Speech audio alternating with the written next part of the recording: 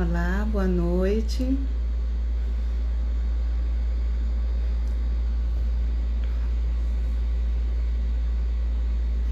Olá, estão me ouvindo bem? Esses acenos são maravilhosos, né? Quando a gente entra. Estão me ouvindo bem? Oi, Franci Carmen, estão me ouvindo bem?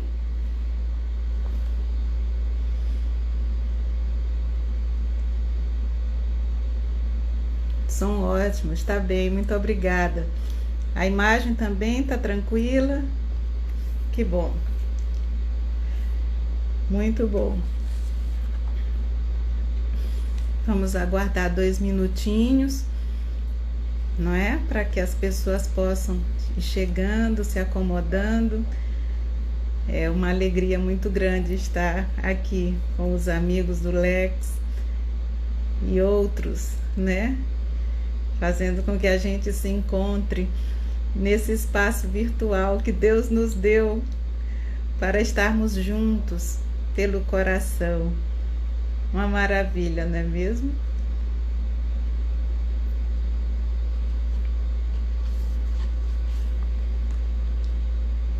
Eu vou iniciar uma leitura enquanto a gente vai aguardando também. Obrigada. Enquanto a gente aguarda as pessoas chegando, mas já vai se harmonizando com a leitura que a gente pode fazer. Para quem não me conhece, o meu nome é Vânia Reis. Eu sou trabalhadora do Projeto Caminhos e é uma alegria muito grande estar aqui. Já conheço o grupo de trabalhadores do Lex há muito tempo. E hoje nós vamos trabalhar um tema muito importante para todos nós, não é? O autoconhecimento. Como fazer para amar a mim mesma, não é? Eu vou ler uma mensagem que está no livro Vinha de Luz, de Emmanuel, Espírito Emmanuel, psicografada por Chico Xavier. E ela se chama A Luz Segue Sempre.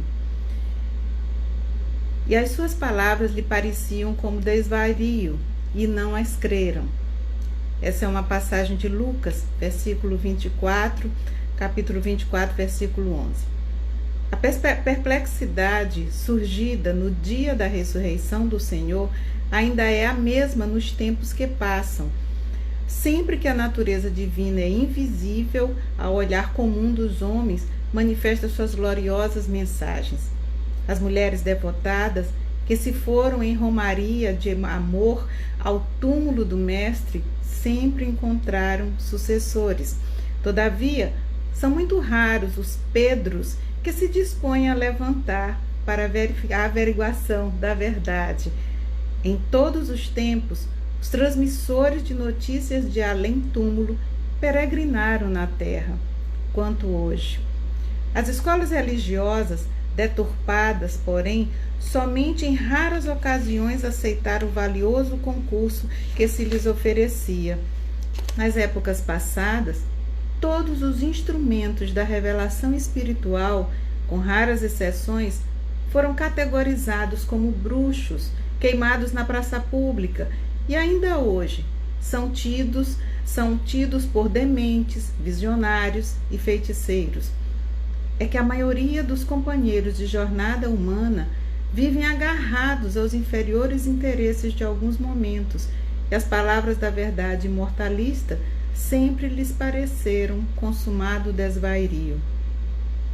Entregues ao efêmero, não creem na expansão da vida, dentro do infinito e da eternidade, mas a luz da ressurreição prossegue sempre, inspirando seus missionários, ainda incompreendidos.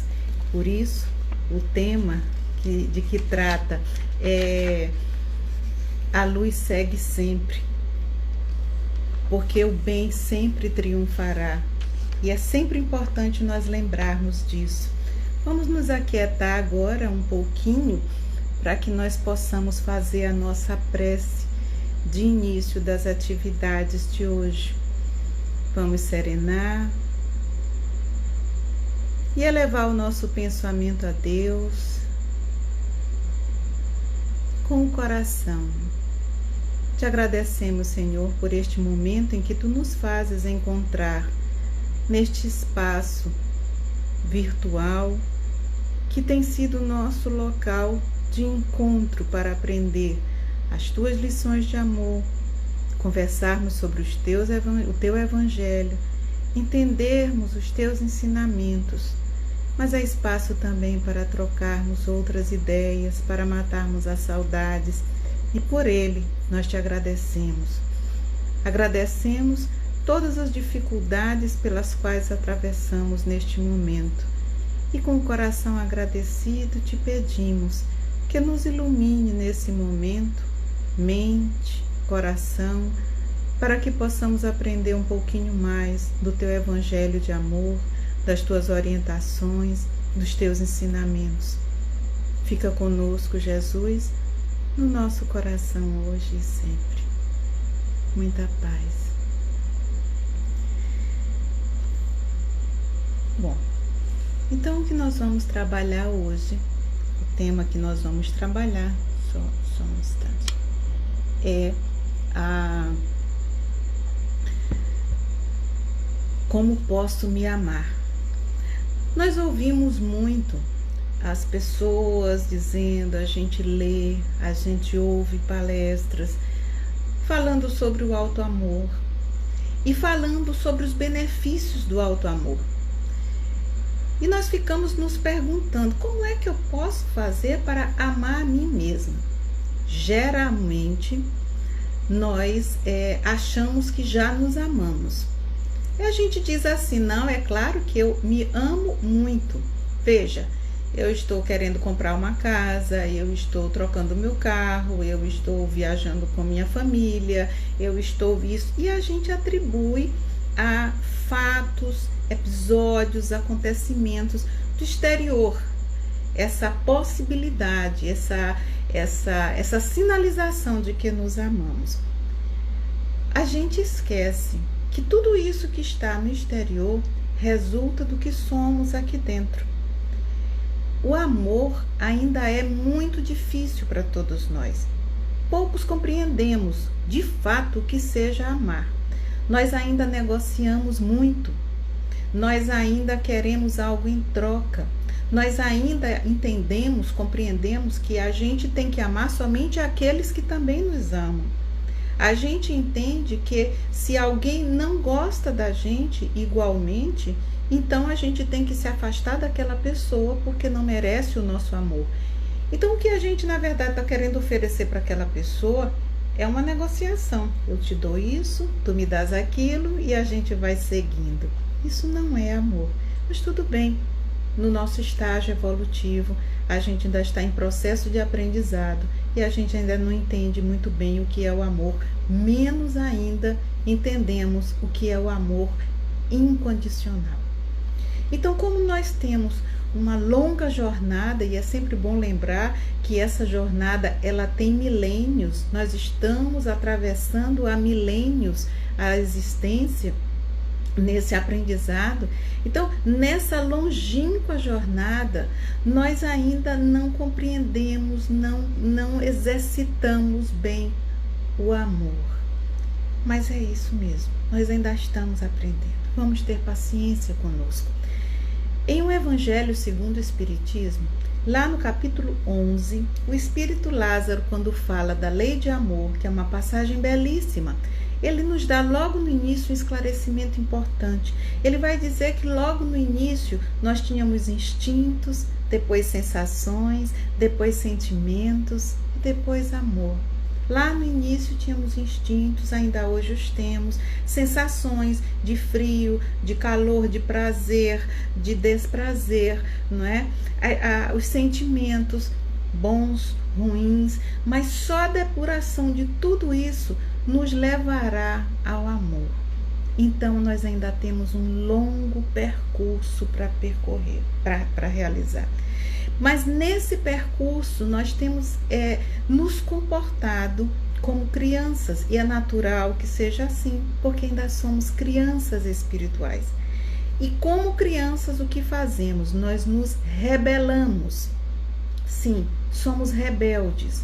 Como é que a gente se rebela? A gente se rebela quando a gente não aceita as pessoas que estão, a gente não aceita o que está acontecendo, as pessoas que estão nos agredindo, as pessoas que estão nos amando de uma maneira que a gente não espera que tivesse sido daquela. A gente fica nessa situação em que não aceita o que acontece. E se algo nos acontece e nos contraria, nós ficamos mais aborrecidos ainda. Vocês podem até pensar, não, mas eu não sou rebelde. Eu até que me acomodo, eu até que aceito as coisas com facilidade. A gente pode até pensar assim. Mas quando nós estamos fazendo este raciocínio, nós não estamos pensando nas pessoas que somos nesta encarnação. Nós estamos falando de nossa existência espiritual, espíritos que somos. Então nós estamos falando de milênios e ao longo de milênios nos rebelamos. E hoje também nos rebelamos, ainda que não aceitemos essa autocrítica, não façamos essa autocrítica, mas nós nos rebelamos. Um exemplo claro disso são os episódios ou os estados depressivos em que, vez por outra, alguns de nós se encontram. Por quê? Joana de Ângeles já nos explica isso, quando ela diz: o depressivo é um rebelde. Por que rebelde? Porque não aceita a sua própria realidade. Então ele não aceita o desemprego dele e entra em depressão, que é diferente de tristeza. Ele não aceita um determinado episódio que possa ter acontecido na família, uma determinada situação e entra em depressão. Ele não aceita um conflito conjugal, um problema com o filho, entra em depressão, ou o filho com o pai. E assim a gente vai se tornando cada vez mais descontentes com a vida e se rebelando. Por que falar da rebeldia é importante para nós? Porque se nós não localizarmos os pontos que nos conduzem a esse comportamento de rebeldia, nós não vamos superar essa situação com facilidade. Vai demorar muito mais tempo. Em O Livro dos Espíritos, na questão 115 e 115A, quando os Espíritos nos explicam que nós somos criados simples e ignorantes e que temos que adquirir conhecimento, e eles estão falando dessa sabedoria, da lei de amor que tem que ser desvendada, já está em nossa consciência, mas que precisa ser desvendada. Eles estão dizendo, nós somos tal qual crianças, né, num estado de ignorância. E aí, lá mais um pouco abaixo, na questão 117, eles vão dizer, qual a criança que aprende mais facilmente? É a criança rebelde ou a criança dócil? E quando eles dizem dócil, eles não estão falando daquela criança pacata, tola, né, que simplesmente fica aceitando pacificamente tudo. Eles não estão falando disso. Eles estão falando da criança dócil que aceita ouvir, que aceita dialogar. Porque se não for com essa postura, não aprendemos. Então ele diz, qual das duas crianças aprende mais facilmente? A criança dócil aprende mais facilmente que a rebelde, que não ouve, não quer pensar e simplesmente se coloca com uma determinada posição e impõe um determinado comportamento. Guardadas as proporções, é assim que nós agimos, mesmo adultos. Repito, estou fazendo um raciocínio, considerando-nos espíritos e não pessoas em encarnação específica, né? Espíritos que somos. Então ainda estamos nessa fase. Como é que nós podemos superar esse processo? Conhecendo-nos, aprendendo a nos amar. Quando nós nos amamos, nós aprendemos a cuidar de nós. O alto amor nos ensina e nos leva, nos impulsiona a cuidar de nós mesmos.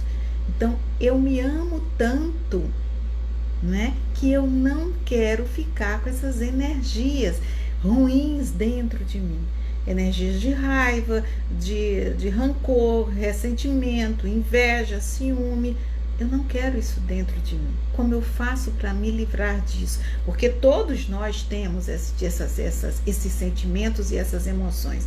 Temos que assumir. Então, o primeiro passo para nós começarmos a gostar de nós mesmos e cuidar de nós mesmos é nós nos conhecermos.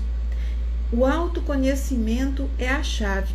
Em um livro chamado Bênção de Paz, de Emmanuel, psicografado por Chico, tem um capítulo chamado Autoentrevista. E neste capítulo, ele vai lembrar uma passagem de Lucas, do Evangelho de Lucas, que diz assim: quando Jesus foi interrogado pelos fariseus sobre quando viria o reino de Deus, os fariseus achavam que era algo material. Quando ele foi interrogado, Jesus lhes respondeu: não vem o reino de Deus com visível aparência, nem dirão, ei-lo aqui ou lá está. Ele diz, porque o reino de Deus está dentro de nós. E a gente fica olhando uma passagem como o homem de bem, com tantas virtudes, com tantas qualidades, e a gente se olha assim pensando quanto estamos distantes daquela condição. Estamos distantes porque estamos em evolução. O que fazer para nós avançarmos em direção àquilo ali? Conhecermos e tirar essas verdades de dentro de nós, desvencilharmos-nos do que não deve permanecer conosco. Então, Emmanuel nos dá um roteiro nesse capítulo sobre a autoentrevista. Olha o termo sugestivo, né? A autoentrevista. Então, ele vai dizer, vai dar um roteiro de questionamento íntimo. Esse que a gente precisa se fazer vez por outra, porque ninguém vai fazer por nós. Tem que ser nós a fazermos por nós mesmos.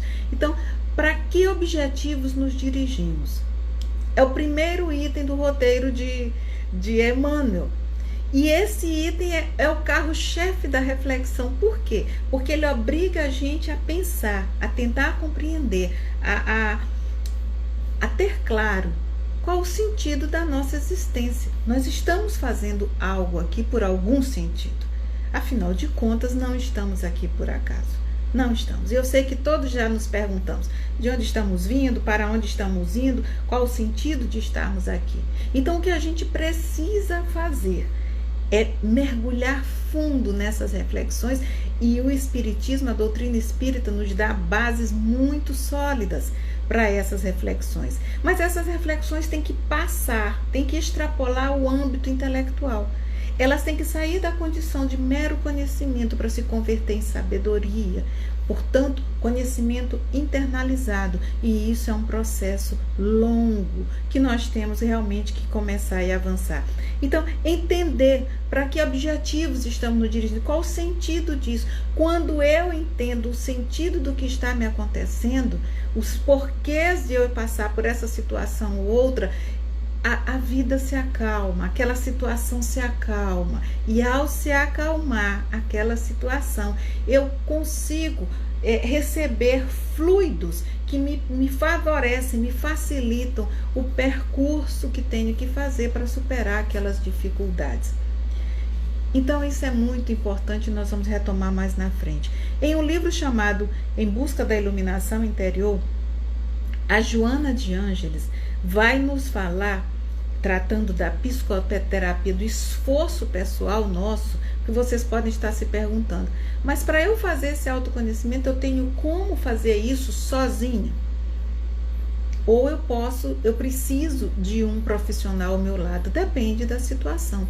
Por vezes nós temos em nós situações tão traumáticas que realmente precisam do apoio, da orientação, da sustentação de técnicas profissionais, para que a gente se liberte daquela situação, daquele trauma, daquela lembrança que fica em nós, tendo nós clara consciência dessa lembrança ou não, mas ela fica em nós.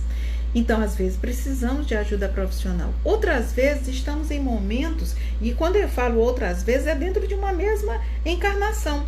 Aí você não precisa passar a encarnação inteira fazendo terapia, não se trata disso, mas você trata ali um aspecto, trabalha um aspecto, outro.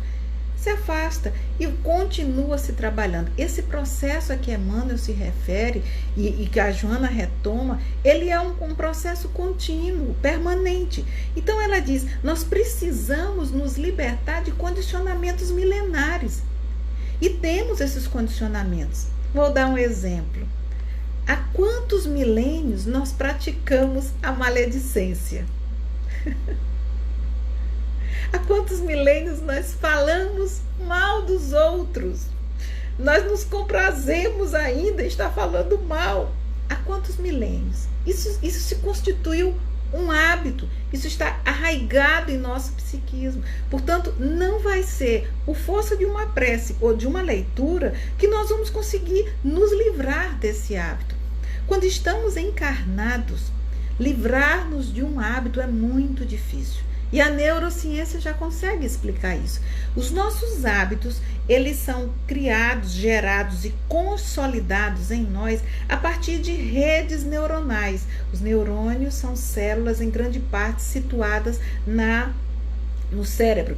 Então, são os responsáveis pela comunicação que o cérebro estabelece para que a gente execute determinada tarefa, atitude, assuma algum comportamento. Por exemplo, o hábito de acordar em determinada hora. Se você está acostumado a acordar diariamente às 7 horas da manhã, né? Às 7 horas da manhã, me lembrem de eu retomar o nome dos livros. Se você me lembrar, eu vou ficar feliz, eu vou agradecer bastante, né? E eu recolocarei com prazer. Então, se você está acostumado a despertar às 7 horas da manhã, e de repente, por alguma razão, você precisa despertar às 6, seu corpo sofre, você fica muito cansado para esse esforço. Porque você precisa desmontar, desconstruir essa teia, essa rede que o teu cérebro organizou para tu despertares diariamente às 7. Ele tem que desfazer essa rede e construir uma outra rede. Qual é o novo horário? 6. E construir esse novo horário.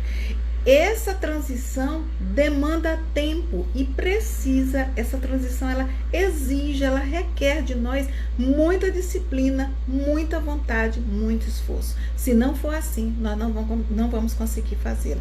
Então, da mesma forma com os hábitos. Se tenho o hábito X de reclamar muito, eu tenho que trabalhar em mim esse hábito. Como? Tentando romper com ele a cada instante. Não vai ser por decreto que eu vou conseguir fazer isso. Eu vou demorar muito tempo para conseguir. Mas eu posso começar hoje e ir me disciplinando para isso. Então ela diz que é preciso que a gente, para romper com esses condicionamentos, que a gente comece a superar a partir da compreensão deles mesmos, né?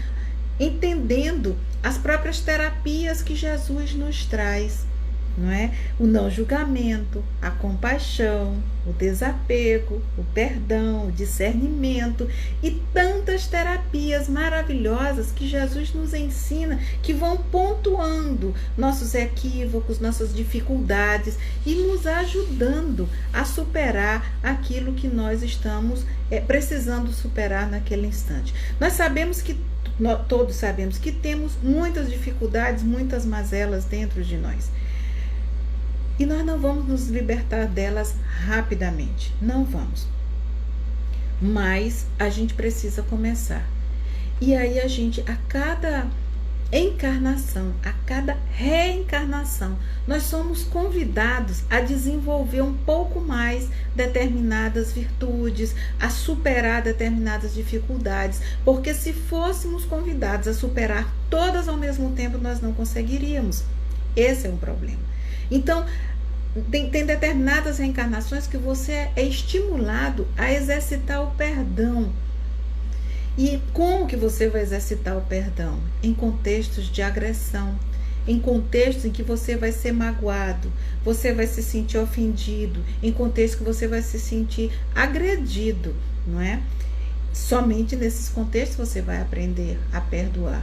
E vai ser em uma encarnação que você vai aprender? Não. Em uma você pode ter exercícios mais concentrados. Em outras você pode ter exercícios muito intensos de paciência, de tolerância. Por exemplo, essas pessoas que vêm e que passam assim os últimos 30 anos de sua vida cuidando da família. Olha que exercício imenso de perdão, de tolerância, de aceitação, de não julgamento, não é mesmo? Então, de paciência, de tanta coisa. É diferente de quem está enfrentando um outro contexto. Vai aprender de forma mais intensa outras virtudes. Em que pese nós sempre aprendemos as virtudes no seu conjunto. O que é importante nós compreendermos de tudo isso? Que somente na relação com o outro eu posso me descobrir. Essa é uma reflexão central. Eu não tenho como me descobrir sozinha. Eu posso pensar sobre mim mesma sozinha. E devo parar para pensar. Eu devo fazer uma autoanálise, perceber onde eu estou tendo mais dificuldades, onde eu estou mais distante da lei de amor, o que posso fazer por mim naquele instante, mas é somente na relação com o outro é que eu posso perceber como eu estou. Exemplo, se sou uma pessoa que sente raiva com muita facilidade, eu só vou saber se estou melhorando esse meu temperamento raivoso na relação com o outro. Se sou uma pessoa muito impaciente, eu só vou perceber se estou melhorando e adquirindo mais paciência, tolerância na relação com o outro. Não vai ser sozinho, nem fazendo curso, nem estudando. Isso aí vai me dar os sustentáculos, as orientações básicas para eu conseguir fazer esse percurso com mais segurança. Mas é o exercício que vai me ensinar. É na ação, é naquele momento, naquela situação que te tira do sério, que tu vais exercitar mesmo a tua paciência. Mas aqui uma coisa importante nós atentarmos. Nós não conseguiremos fazer esses exercícios se nós nos colocarmos como metas grandes exercícios. Nós temos que começar de pequenos exercícios. Se sou uma pessoa impaciente, intolerante, eu tenho que exercitar essa paciência e tolerância em situações mais simples. Se eu exigir de mim paciência e tolerância em situações mais complexas e que realmente me deixem mais exacerbada, eu não vou conseguir. Aí o que vai acontecer? Eu me sinto derrotada e aí chego à conclusão de que eu não tenho jeito e pronto, eu sou um caso perdido e entro em desânimo e não avanço naquele aprendizado. Esse é o problema. Então, o que eu tenho que fazer? Se sou uma pessoa impaciente, eu tenho que me colocar exercícios menores. Eu posso exercitar no trânsito, por exemplo. O trânsito é muito bom para a gente fazer muitos exercícios. Então, tenha paciência no trânsito de estar dirigindo atrás de... Eu tenho que ir, porque realmente, para mim, é um exercício imenso. Dirigindo atrás de alguém que está no celular e está ali a 25 quilômetros e tu com pressa e a pessoa na pista de velocidade a 25, 30, porque está falando ali no celular. Olha que exercício fantástico. Aí a gente respira e diz: obrigada, meu Deus, por esse exercício. Me ajuda a ter paciência nesse instante e não julgar e aceitar o que o outro está fazendo, porque eu só posso fazer isso, eu não posso impor a ele uma outra velocidade. Veja, é um exercício diário esse aí. Para quem dirige todos os dias, esse é um exercício fantástico e a gente pode fazê-lo. Então, quando eu estou nessa perspectiva de melhorar a mim mesmo, quando a gente mergulha em si, a gente vai descobrindo as nossas dificuldades. E para que nós temos que descobrir, não é? Para que nós temos que descobrir as nossas dificuldades? Se nós não percebermos onde temos mais dificuldades, onde elas residem, nós não vamos conseguir avançar. Enquanto eu não perceber onde eu estou enfrentando dilemas, onde estão meus entraves, eu não vou conseguir melhorar. Lá onde estão os meus entraves, as minhas dificuldades, estão meus pontos de dor. Que lindo, não é? Isso que os espíritos nos ensinam, e a Joana de Ângeles nos ensina muito isso. Estão os meus pontos de dor. Então, se eu tenho inveja, essa inveja não surgiu do nada. Eu já trago isso comigo. Nós todos temos inveja, apesar de nós assumirmos o discurso sempre de sermos invejados, nunca invejosos, mas nós todos temos inveja, uns mais, outros menos, sobre uma coisa ou sobre outra, mas todos nós temos inveja, né? Vem da nossa insegurança, inclusive. Mas eu preciso identificar se a inveja é um sentimento que me incomoda. Eu identifiquei, é para eu ficar sofrendo? Não, não é para ficar sofrendo, é para identificar e pensar como eu posso fazer para superar essa dificuldade. Bom, como posso fazer? O que é que me levou mesmo a me sentir invejosa? Por que eu senti inveja de fulano naquele instante? Eu tenho que me perguntar isso. Fulano resolveu que vai dar uma volta ao mundo e eu fiquei com inveja. Por que eu fiquei com inveja? Essa resposta só eu posso dar. E quando eu localizo essa resposta, aí eu vou trabalhar dentro de mim aquilo que causou a inveja. Porque não adianta eu identificar a inveja e ficar me martirizando, me julgando e me punindo. Não é esse o objetivo do autoconhecimento. Então, o que eu tenho que fazer? Identificar, ir buscar lá no fundo, por que é mesmo que eu tenho inveja? Quando eu percebo as razões da inveja naquela situação, que isso é em cada situação, naquela situação de, olha, mas que interessante, eu descubro algo importante dentro de mim e vou mergulhando cada vez mais para trás. Eu li certa feita um psicólogo falando de um caso que ele acompanhou, de uma pessoa que sentia muita inveja, uma jovem, muita inveja e não localizava. E ela, então, fazendo o processo terapêutico, ela descobriu que essa inveja se potencializou na infância, porque a mãe dava muito mais atenção à irmã do que a ela. Então, ela construiu uma defesa. Vejam que aspecto importante. Em algum momento, diante de uma agressão, nós construímos aquela defesa. Mas essa defesa foi para aquele instante, não foi para o resto da vida. Só que na nossa mente, se aquilo ali deu certo, seja para a gente se fechar, se bloquear, seja para a gente atacar, seja para a gente ficar inerte, se deu certo e aliviou a dor, aí o que é que a gente começa a fazer? A gente começa a adotar aquele comportamento como o comportamento mais adequado. Exemplo, se diante de alguém que de uma maneira exacerbada parte para mim, briga, reclama, briga, se o meu silêncio, se em uma situação que isso tenha acontecido, eu tenha silenciado e a pessoa aquietou, o que eu vou fazer da vez seguinte? Eu vou silenciar de novo. E da outra vez eu vou silenciar de novo. Então eu vou adotar aquele comportamento como padrão. E convenhamos, não vai ser esse o comportamento adequado para todas as situações. Em que pese o silêncio ajudar. Vai ter um momento em que não é o silêncio a saída. Vai ser uma atitude, por exemplo. Vai ser você dizer, olha, se você quer ficar me agredindo, eu não vou ficar aqui ouvindo. E você se retirar. Não estou dizendo que a outra atitude seja de brigar, mas você pode se retirar. Ou você pode tomar uma outra atitude pacífica. Só que você ficou tão congelada que aquietou ali e adotou isso como um comportamento. E você passa a dizer assim, eu sou assim. Não, você não é assim. Você está assim. Você adotou esse comportamento.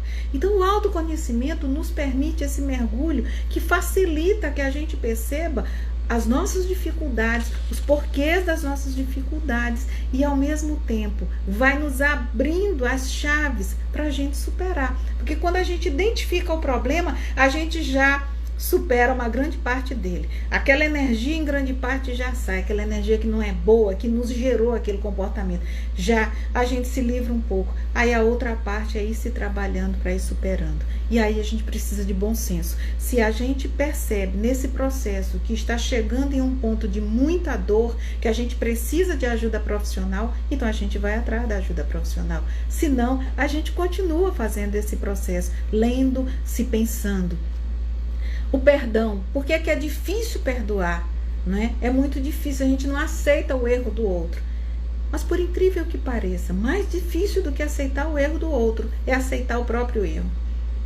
É mais fácil perdoar o outro, e olha que é difícil. Se for uma agressão grave, é mais fácil do que eu me perdoar. Por quê? Porque eu não aceito a possibilidade de eu errar. Eu não aceito a minha imperfeição. Eu não aceito a minha condição de aprendiz. Então, o autoconhecimento, ele vai me fazer ver onde eu preciso melhorar.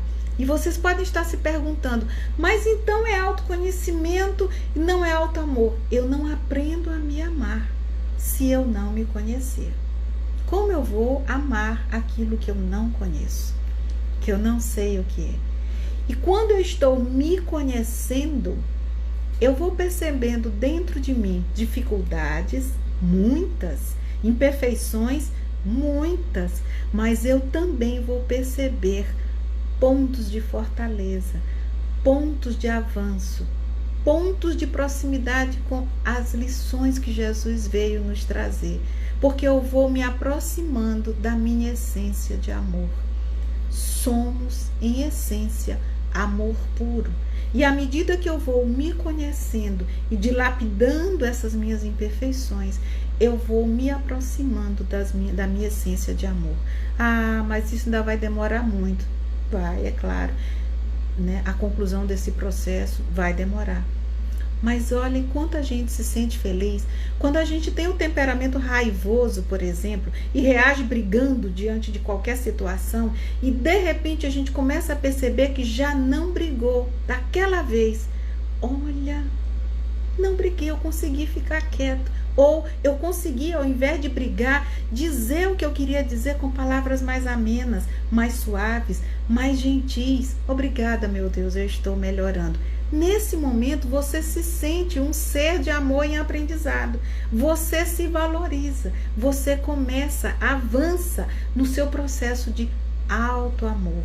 Amar a si mesmo. E cada salto, cada vitória que a gente tem, a gente avança um pouco mais, ganha força e fica mais feliz. O processo de autoconhecimento, ele tem alguns aspectos muito interessantes.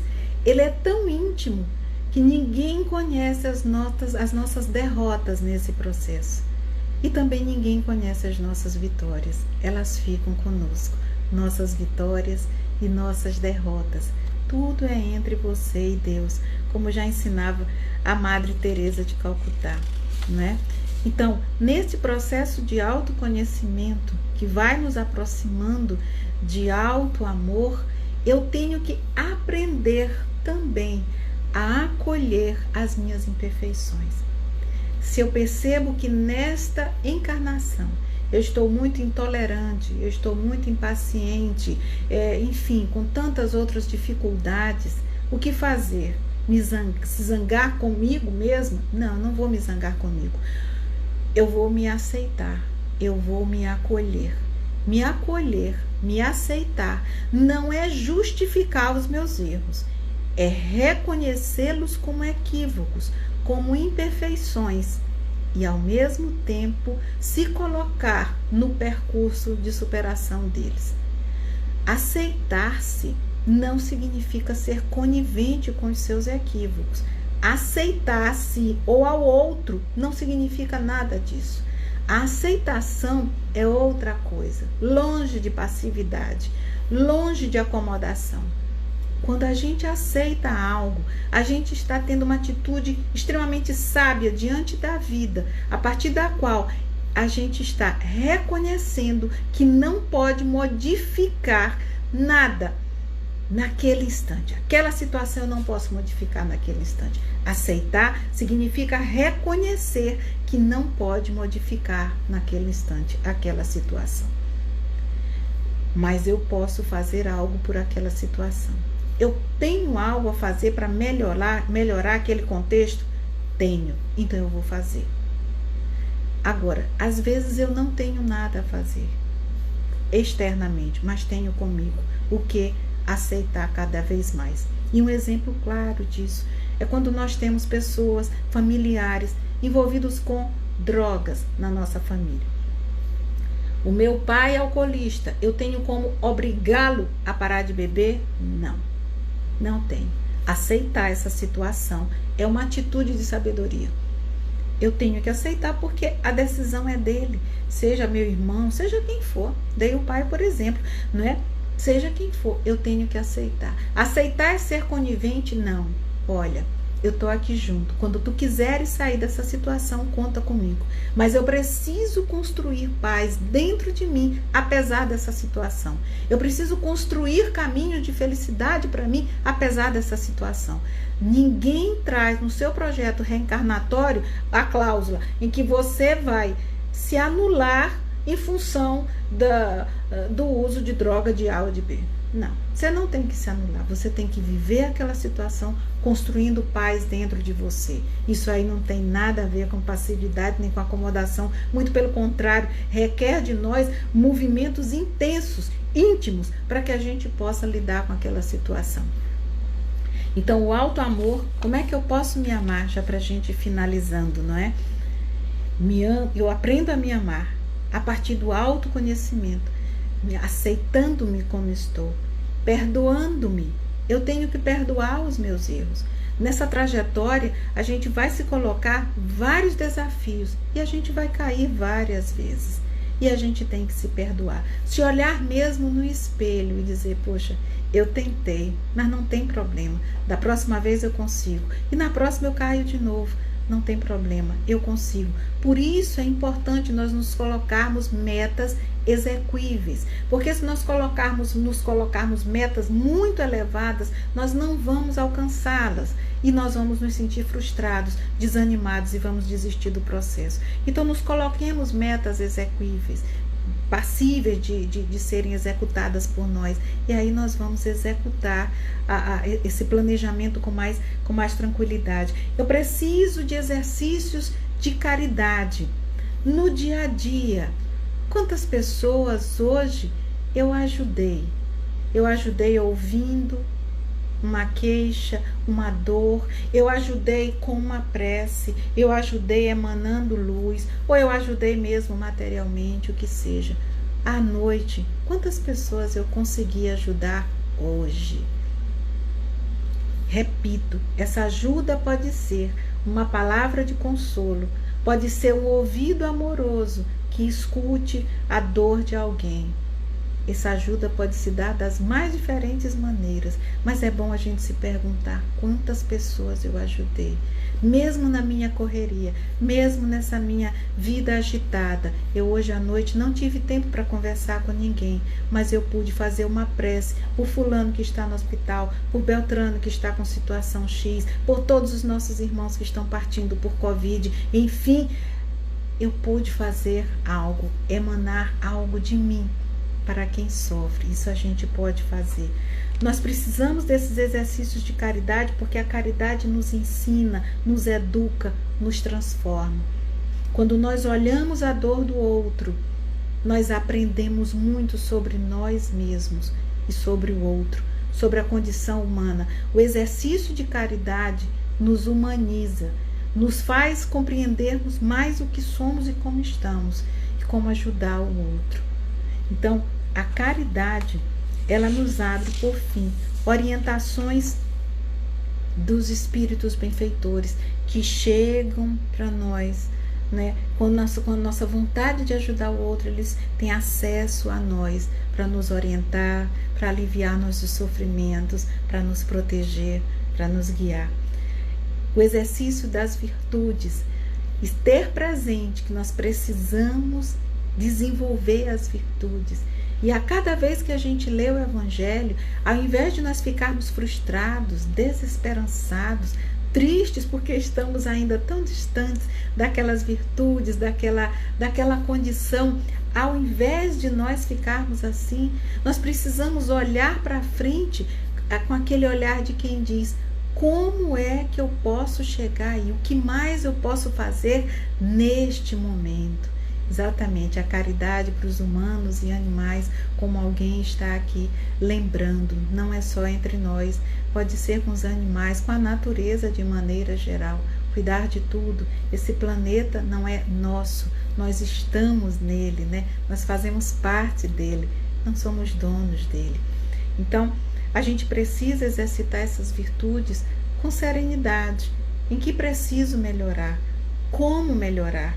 E essas palestras que a gente ouve, a internet hoje está tão rica, determinada situação, por exemplo, pode me colocar, me obrigar a uma condição em que eu preciso de, por exemplo, de perdão, de tolerância. Não estou tendo tolerância em determinada situação, pois ouça sobre a tolerância. Vá ouvindo, vá assistindo, vá lendo. Aquilo ali vai te acalmando e você vai encontrar maneiras de construir caminhos para a tolerância dentro de você. Esse percurso é único, ninguém vai fazê-lo por ti, só tu podes fazer o teu caminho. Cada um de nós é responsável por si mesmo. Então, o conhecimento, eu preciso conhecer para eu poder ter consistência nos percursos que eu estou adotando. Preciso desse conhecimento.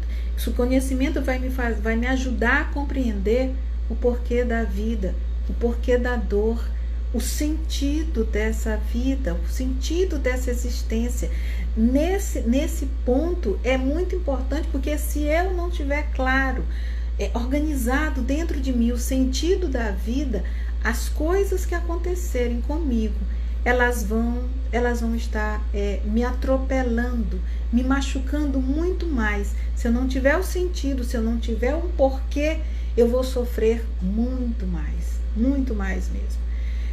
Exemplo, se estou em uma situação de desemprego, mas eu entendo que o sentido da vida é aprender as lições que eu estou em condições de aprender. Nada nos chega que não tenhamos condições de aprender.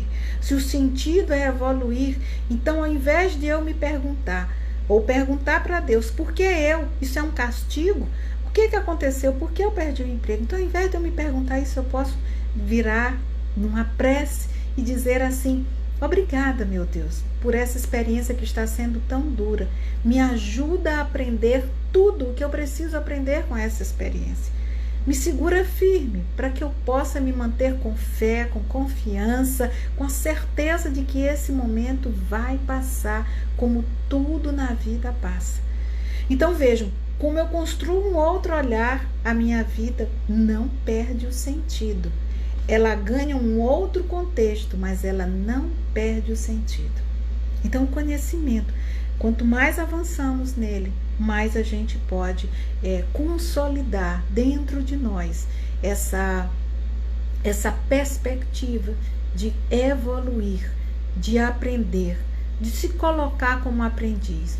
O nosso orgulho nos impede de muitas coisas, principalmente de nos colocarmos como aprendizes neste mundo.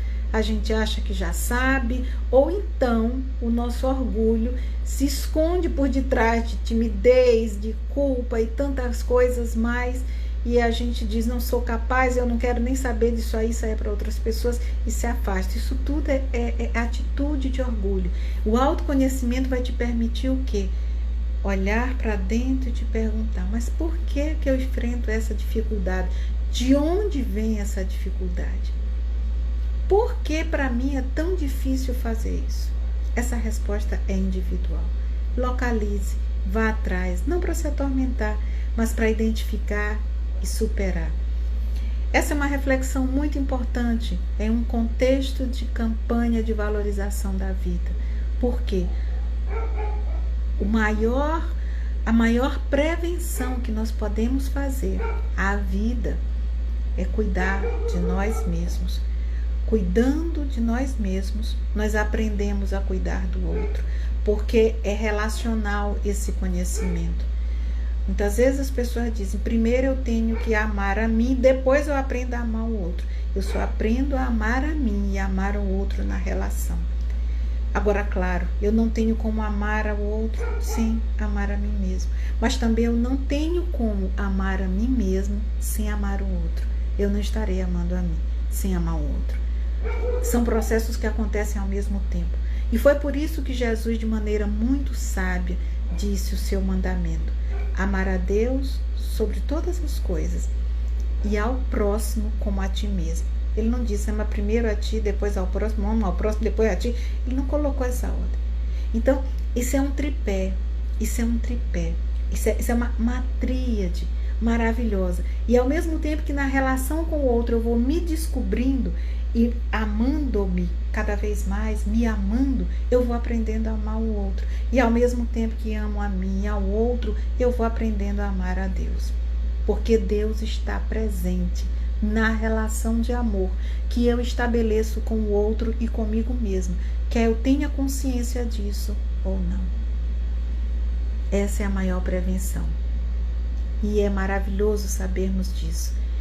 Trabalhar temas como esse e tantos outros correlatos são fundamentais para que a gente fortaleça o nosso eu superior, que a gente possa fortalecer a nossa essência de amor, expor cada vez mais, trazer à tona o amor que todos somos. Não estamos, nem temos, somos. E à medida que a gente vai elucidando isso, a gente vai se fortalecendo. E à medida que se fortalece, ao invés de emanar tanta dor para o mundo, como a gente ainda emana, a gente vai emanar cada vez mais luz. E emanando cada vez mais luz, nós nos ajudaremos mais e mais uns aos outros. E a regeneração se tornará mais próxima do que já está. Portanto, é esse o percurso. Precisamos de paciência, de tolerância, aceitação e de profunda humildade para reconhecer nossos equívocos, lembrando sempre que somos todos iguais. Estamos em um mesmo patamar evolutivo, em que pese diferenças que vêm dos nossos percursos que foram diferentes. Sempre seremos diferentes em termos de aspectos de mais força e aspectos de mais fragilidade, porque as nossas histórias são diferentes. Então o que é difícil para um pode ser fácil para o outro e vice-versa. Mas o que importa é que todos nós estamos aprendendo e é preciso a humildade de aprendizes para poder aprender. Enquanto não entrarmos nesta perspectiva, nós não vamos conseguir aprender. Então agora eu convido todos para que a gente possa fazer a nossa prece de encerramento. Eu espero estar dentro do tempo, creio que sim. E vamos então fazer uma prece hoje, lembrando que é 10 de setembro, Dia Mundial de Prevenção ao Suicídio, e que hoje a gente chama Dia de Luz, não é um dia de luz, pelo valor da vida. Vamos serenar a mente, aquietar os pensamentos e lembrar de Jesus. E junto com Jesus vamos trazer para junto de nós Maria. Te agradecemos por este momento de luz, de paz, de reflexões. Agradecemos por tudo o que temos aprendido nesses dias tão desafiadores. Agradecemos a tua luz permanentemente por sobre nós, amparando-nos, guiando-nos, protegendo-nos. Agradecemos o reforço desta guarda de luz nos nossos momentos de maior dificuldade, mesmo quando não percebemos.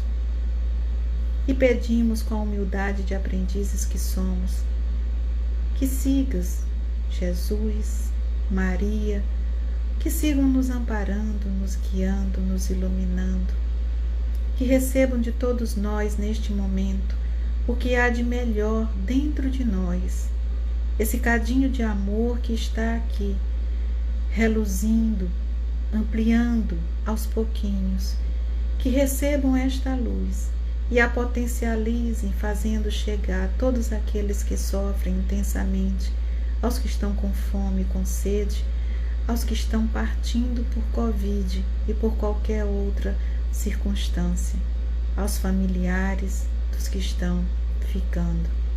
Hoje em especial te pedimos pelos nossos irmãos que anteciparam a sua partida, os irmãos suicidas, que recebam o nosso abraço de força, de luz, de paz, que recebam o nosso perdão nosso incentivo para retomarem o curso de suas trajetórias em direção à luz.